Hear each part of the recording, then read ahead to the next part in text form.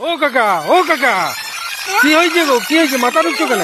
বাজার নাই ভাইবো বাবা, আমার বাজার কোন কি হয়েছে তুমি বলো একটা। কোন দেশে বাস করছি বাবা, আমি কোন দেশে বাস করছি? কেন, কি হয়েছে? কি হয়েছে? যারা বহু কষ্ট করে আমার বিয়া হচ্ছিল না, যতবার বিয়া ঠিক করছি মেয়া ভেঙে পালাচ্ছে, মেয়া ভেঙে পালাচ্ছে। ইশালা আমার বিয়াটার একটা রিক্সাওয়ালাকে ধরে 1000 টাকা ঘুষ দিয়ে একটা মেয়া ঠিক করেছি বাপ। শালা বিয়া করতে যাবো কালকে, আজকে সকালবেলা অর্ডার এলো পঞ্চায়েতে দেখা করো।